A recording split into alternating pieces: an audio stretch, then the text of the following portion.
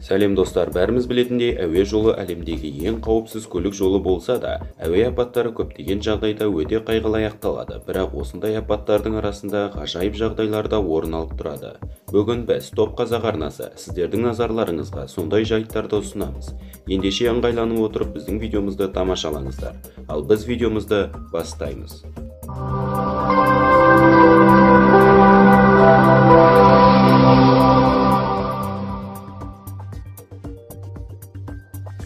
1988 жылдың 28 сәуірі әдеттегі күндердің бірі болатын. EQ-243 рейсінің жолаушылары Boeing 737-297 ұшағына отырып, Хиллдан Гонолулуға ұшуы керек болған. Гавайдың үстінде жылы ауа райында жақсы ұшақ. Сол күні ұшақпен бірдеңе болады деп ойлауға еш негіз болмаған еді.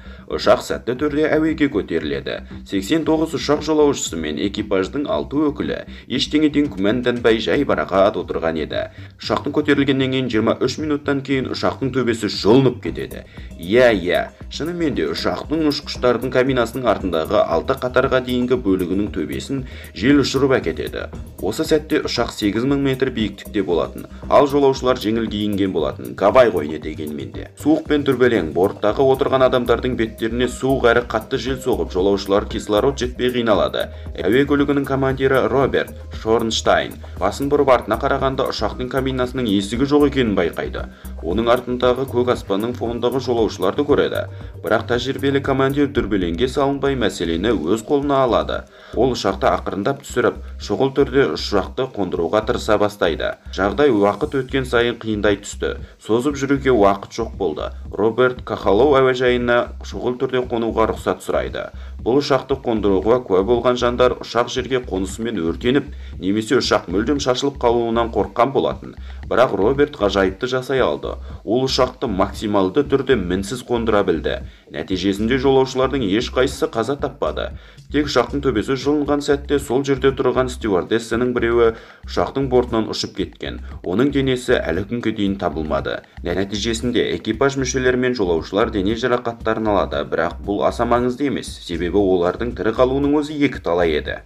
88 жылы Боингта болған оқиға сену қиынырақ, тіпті ойдан шығарылғанға ұқсайды. Бірақ бұл таза шындық, және де жалпы авиация тарихындағы ең маңызды оқиғалардың бірі болып есептеледі. Ал егерде сіздер осындай қызықты оқиғаларды көргілеріңіз келсе, әрі қарай видеомызды жалғастырамыз. Төбесі жұлынған ұшақты қондыру әрине ғажайып, бірақ авиация тарихында бұл оқиға Гудзондағы ғажайып деп аталып кеткен. Ұшақ әуеге көтерілгеннен кейін бірнеше минуттан кейін-ақ құстардың тобырмен қақтығысып, құстар турбинаға кіріп кетіп, нәтижесінде турбина істемей қалады. Ұшқыш темір құсты жерге қондырудың амалын таппай, ақыры ұшақты суға қондырады, және де мінсіз Нью-Йорктегі Гудзон өзенінде қондырады. Нәтижесінде барлық 155 адам тірі қалады. Ал енді ұшақты суға қондыру сәтін ұшақтың тура ішінен түсірген видео кадрларды назарларыңызға ұсынамын. Мына жігіт тіпті селфиді де жасап үлгеріпті, жүрегі жүрек екен.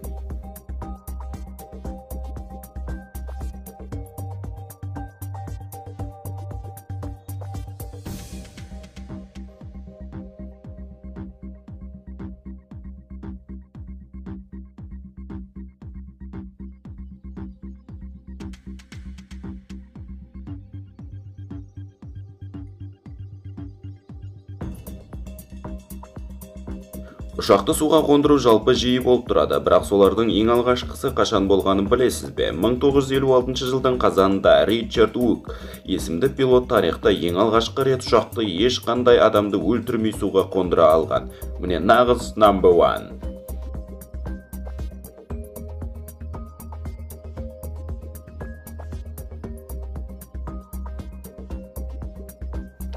Ал мына ұшқыштар өздерінің шағын ұшақтарын суға немесе әуежайға емес, көліктер жүріп жатқан тас жолға аман есен қондыра алған керемет дәлдік пен сәттілікке ие жандар екен.